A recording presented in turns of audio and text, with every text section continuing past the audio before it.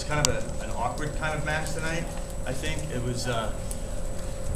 It didn't have a lot of flow. It was the level of play was a little bit erratic, which we knew we were prepared for in watching film of them, and I think that what we tried to do is concentrate on our side of the court and making sure that we were going to be technically better than our opponents and not just play the game. And it was a challenge. I thought the biggest difference tonight was our serving was fantastic.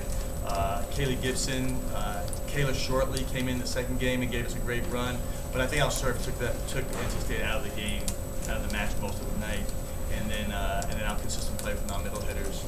I also know that Brannigan Fuller, our senior, was motivated to play this match tonight too, because she had transferred to us and she wanted to have a good match against NC State.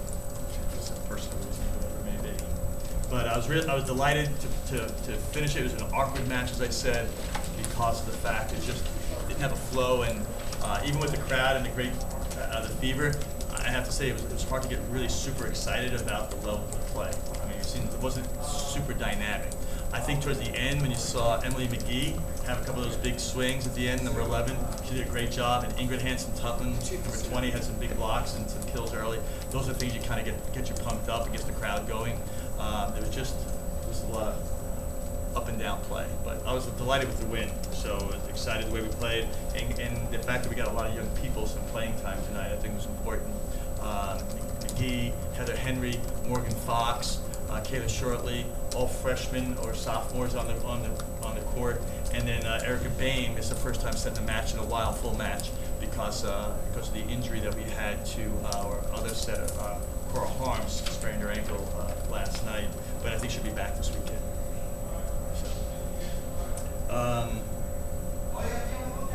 I'll tell you some of the things I've noticed. Emily McGee had a fantastic night. She had 14 kills, no errors. That's pretty amazing. Great finish for her. She did a great job. We hit 248 as a team, which actually I was surprised. We were hitting higher up to the last game. We'd like to be hitting 300 if we could, but we'll take that. And we had 6 service aces and 7 blocks. I think our blocking towards the end was really good. We only had 1 block after the first game, and I thought it wasn't going to be a good blocking night for us, but it ended up doing okay. Tonight you're playing a team that has 2 wins as far as sets in all of ACC play. So is this a game that you can really look past what you did on Friday? No, I definitely did not want to look past this team.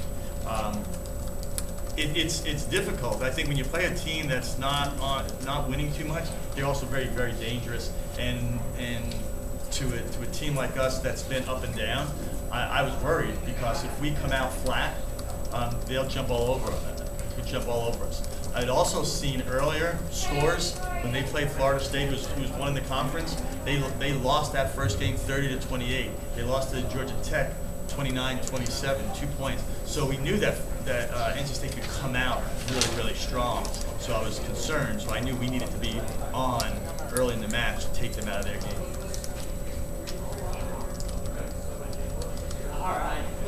Mike Rodriguez, I was wondering how important it is for these next 2 games for you to win, knowing that you're ending the season on a 5-game road trip. It's real important. We feel that we're in a good position with all these matches, that where we can hopefully be successful, but we always want to win at home. But it's going to be really important, I think, for us to gain momentum, hopefully match to match. It's a cliche, but we're looking at we think we can make a run, but we have to do it 1 match at a time. We played Virginia at their place, and we know we're going to be up for a tough battle. If Cora Harms isn't ready also, it'll be a little different for us, but hopefully she'll be back.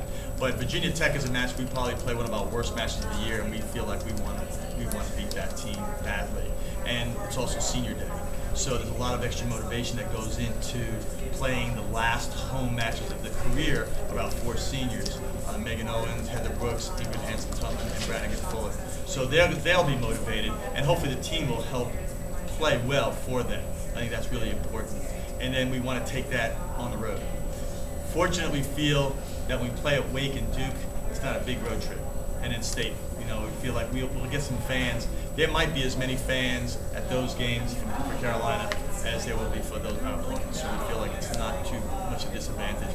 It might actually be less distraction. Just go there and play, hopefully play well, and come home. It's also exciting the fact that we get to play Duke, your other rival, in a big match at their place at the end. It's something to look forward to.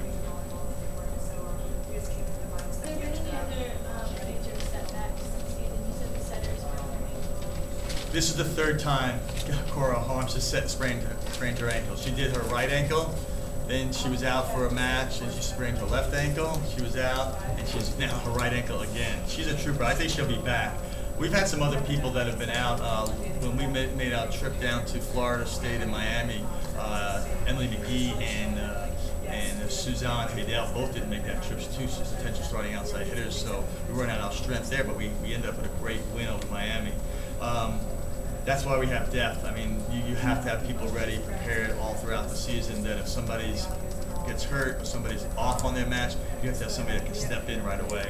And that's why we carry such a large squad, and that's why we have, I think, the depth we had. And tonight was a good example of that, I think, especially for the way McGee came off the bench, and, well, not off the bench, but started, and did a great job for us. That'll build some confidence, and we'll use her again as the season goes on, perhaps this Friday as well. I knew she was on track to set a record or to be one of the top people in our record books for blocking. It's outstanding. She's had a great career. She came in as a great blocker.